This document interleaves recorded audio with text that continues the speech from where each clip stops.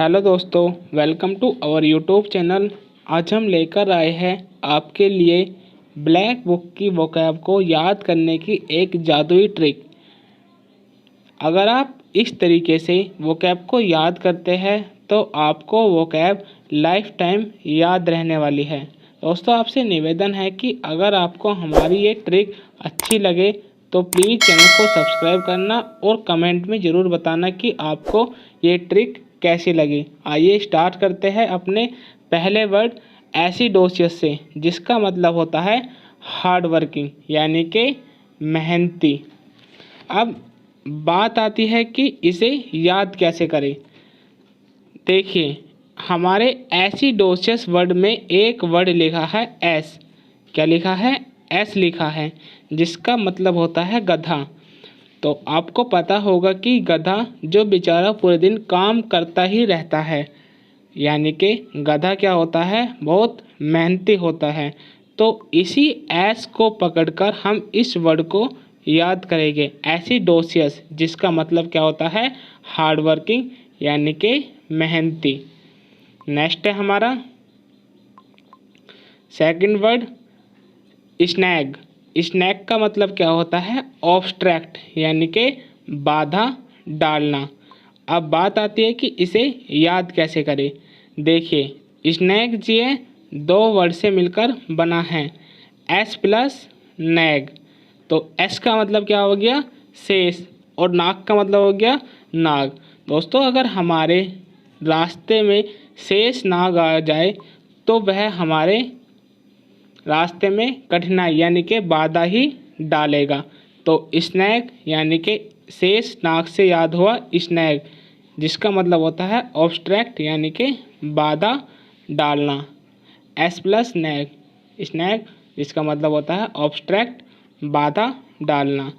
Next है third पुडगी, जिसका मतलब होता है वेरी फैट यानी कि मोटा। अब देखिए, कोई लड़की है जो बहुत ही मोटी है। अब होगा क्या कि वो थोड़ी दूर चलेगी और पड़ जाएगी यानी कि बैठ जाएगी। तो इसी से याद हुआ पड़गी। तो कौन पड़गी? जो बहुत मोटी थी, यानी कि बहुत मोटा व्यक्ति थोड़ी सी दूर चलने पर ही पड़ जाना यानी कि बैठ जाता है।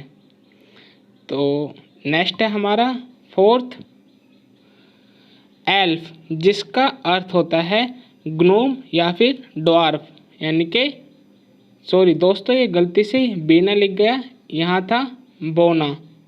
यहाँ क्या था? बोना था। तो एल्फ यानी कि ग्नोम ड्वार्फ, जिसका अर्थ होता है बोना। तो एल्फ का मतलब क्या, किससे रिलेट करेंगे? एल्फ को रिलेट करेंगे हम एलिफेंट से। दोस्तों, आपने देखा होगा कि जानवर में एलिफेंट के सामने और बाकी के जानवर कैसे दिखते हैं? ड्वार्फ ही दिखते हैं, यानी कि बोने ही दिखते हैं।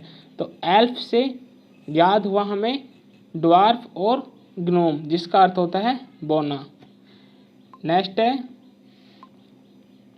5 स्टोट। स्टोट का मतलब क्या होता है? पोर्टली या फिर फैट, जिसका अर्थ होता है मोटा। अब बात आती है कि इसे याद कैसे करें।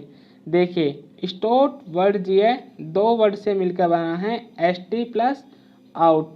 तो एस टी का मतलब होता है स्टमक यानी कि पेट, और आउट का मतलब क्या होता है? बाहर।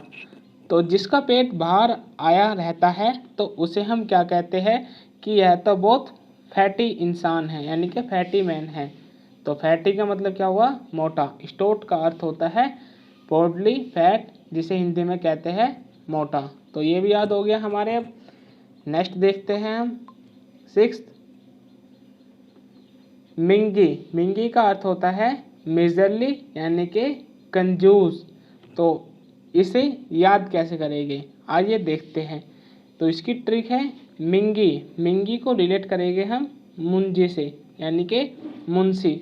तो आपने देखा होगा कि जो वकील के साथ मुंशी होता है वो बहुत ही कंजूस होता है, क्योंकि उसके पास जो कोई भी क्रिमिनल पैसे देता है वो उसके पास तो रहते नहीं, लेकिन तब भी वह 10 रुपये भी कम नहीं करता।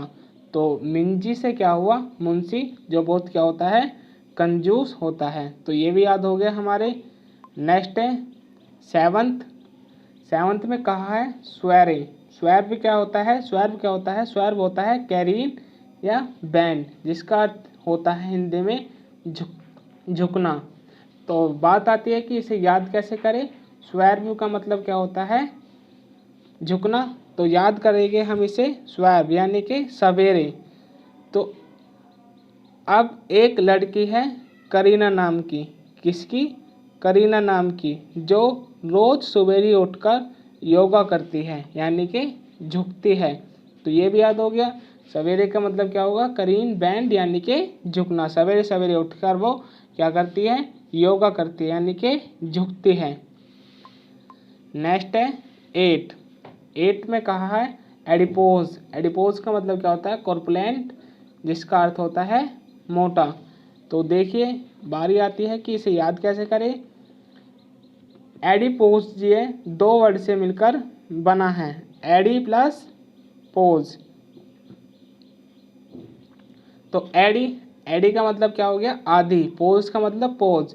अब एक कोई कैमरामैन है जो किसी व्यक्ति का फोटो खींच रहा है, तो वो व्यक्ति जी है बहुत मोटा है।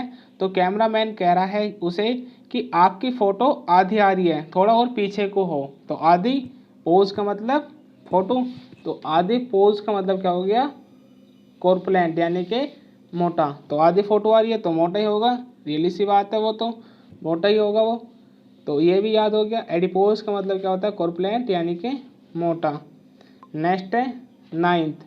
नाइन्थ है ग्रेजुअली, जिसका अर्थ होता है स्लोली यानी कि धीरे धीरे। अब बात आती है कि इसे याद कैसे करें। तो याद करेंगे हम इसे ग्रेजुआ, ये जिसको रिलेट करेंगे हम ग्रेजुएशन से। तो आपको पता होगा कि जो ग्रेजुएशन होती है वो ऐसा तो नहीं है कि बहुत जल्दी हो जाती है। 3 साल में ग्रेजुएशन होती है। तो 3 साल क्या है? एक काफ़ी लंबा टाइम है जो धीरे धीरे ही बीतता है। तो ग्रेजुअली का अर्थ किससे हुआ? स्लोली यानी कि धीरे धीरे। नेक्स्ट है 10 सोबर। सोबर का अर्थ क्या होता है? सीरियस ग्रेव, जिसका हिंदी में मतलब होता है गंभीर। देखिए बात आती है अब कि हम इसे याद कैसे करें। तो याद करने की ट्रिक होगी, सोबर जी है दो वर्ड से मिलकर बना है, सो प्लस बर। तो सो का मतलब हुआ सो, और बर को रिलेट करेंगे हम बियर से, यानी कि कोई व्यक्ति है जिसने 100 बियर पी ली, यानी कि उसकी कंडीशन क्या है? बहुत ही गंभीर है, उससे खड़ा भी नहीं हो जा रहा। तो ये भी याद हो गया। तो सोबर का क्या हुआ? 100 बियर पी ली, तो उसकी कंडीशन क्या होगी? सीरियस ही होगी यानी कि गंभीर ही होगी। तो